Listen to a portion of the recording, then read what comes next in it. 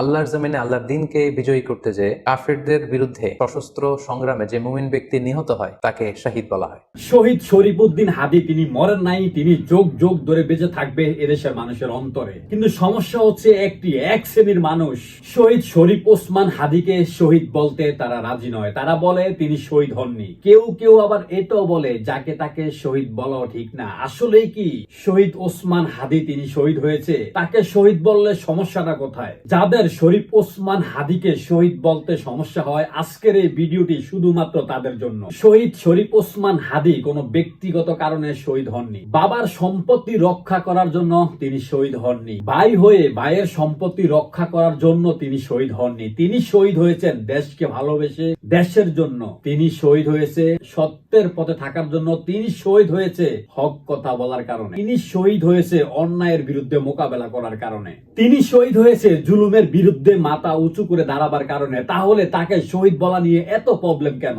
শরীফ ওসমান হাদিকে শহীদ বলতে যাদের এত সমস্যা, সেটা সম্পূর্ণই তাদের ব্যক্তিগত সমস্যা, আদারওয়াইজ অন্য কোনো সমস্যা নয়। শহীদ ওসমান হাদির মৃত্যু যে কারণে হয়েছে, ইসলাম এটাকে নিয়ে কি বলে? ইসলাম কাদেরকে শহীদ বলেছে? কি কারণে মরলে শহীদ হয়? কেন শহীদ হয়? কয় শ্রেণীর লোককে ইসলাম শহীদী মর্যাদা দিয়েছে? আজকে সেটাই শুনবো ডক্টর মিজানুর রহমান আল আজহারি সাহেবের কাছে। আল্লাহর জমিনে আল্লাহর দিনকে বিজয়ী করতে যে কাফিরদের বিরুদ্ধে সশস্ত্র সংগ্রামে যে মুমিন ব্যক্তি নিহত হয় তাকে শাহিদ বলা হয়। মান কাতালা লিতাকুনা কালিমাতুল্লাহি হিয়াল উলিয়া ফাহুয়া ফি সাবিলিল্লাহ। যে ব্যক্তি আল্লাহর দিনকে কিংবা আল্লাহর আইনকে বাস্তবায়নের জন্য, আল্লাহর দিনকে বিজয়ের জন্য যে সংগ্রাম করে যাচ্ছে, সেই আল্লাহর রাস্তায় আছে। আর সে আল্লাহর রাস্তায় থাকা অবস্থায় যদি কেউ মৃত্যুবরণ করে বা নিহত হয়, তাকে ইসলাম শহীদ বলে ঘোষণা করেছে। তবে সেক্ষেত্রে একটি শর্ত রয়েছে, সেটি হচ্ছে দুনা গারাদিন মিন আগরাদিদ দুনিয়া। দুনিয়ার কোনো কারণে, দুনিয়ার কোনো লোভে পড়ে যদি কেউ আল্লাহ রাস্তায় জিহাদ করে মৃত্যুবরণও করে, সে শহীদের কোনো মর্যাদা বাদাম আল্লাহ তাআলার কাছে নেই। শর্ত হচ্ছে যে দুনিয়ার কোনো স্বার্থে নয়, শুধুমাত্র কেবলমাত্র আল্লাহর দিনকে আল্লাহর জমিনে বিজয়ী করার জন্য যদি কেউ সশস্ত্র সংগ্রামে নিহত হয়, তাদেরকে শাহিদ বলা হয়।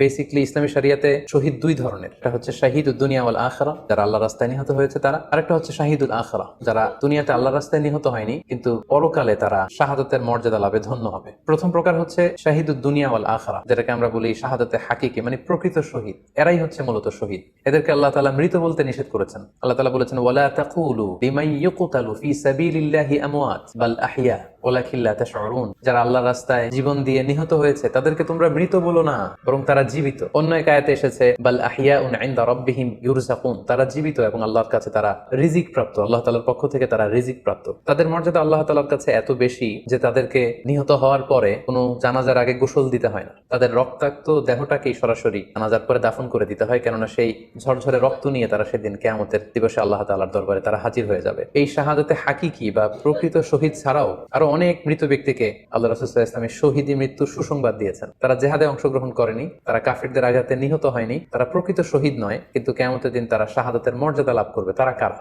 আশা করি কোরআন ও হাদিসের এই ব্যাখ্যাকে আপনি খুব ভালোভাবে বুঝতে পারবেন। তিনি সবকিছু ভেঙে একেবারে ক্লিয়ার করে বলে দিয়েছে এবং তিনি কোরআন ও হাদিস থেকে সম্পূর্ণ কথাগুলো স্পষ্টভাবে বলেছে। কারণ কোরআনে আল্লাহ পাক সবকিছুকে ওপেন সিক্রেট করে দিয়েছে, এখানে কোনো কিছু গোপন রাখেন নাই। কোরআন ও হাদিসের এই ব্যাখ্যা অনুযায়ী এতক্ষণে আপনারা অবশ্যই বুঝতে পেরেছেন যে শহীদ শরীফুদ্দীন হাদি এই দেশের জন্য শহীদ হয়েছে, সুতরাং তাকে শহীদ বলতে কোনো সমস্যা থাকার কথা না। অন্যদিকে যারা তাকে শহীদ বলতে দ্বিধাদ্বন্দ্বে ভুগতেন, তারাও আজকে এই কথা শুনে আশা করি আপনার অ্যান্সার আপনি পেয়ে গেছেন। ডক্টর মিজানুর রহমান আজহারির কথার সঙ্গে আপনি একমত কিনা অবশ্যই কমেন্ট বক্সে কমেন্ট করে জানাবেন। আর আজকের এই ভিডিওর মাধ্যমে আবারও সবার কাছে শহীদ শরীফুদ্দীন হাদির জন্য আপনাদের সবার কাছে দোয়া চেয়ে বিদায় নিচ্ছি। আল্লাহ হাফেজ।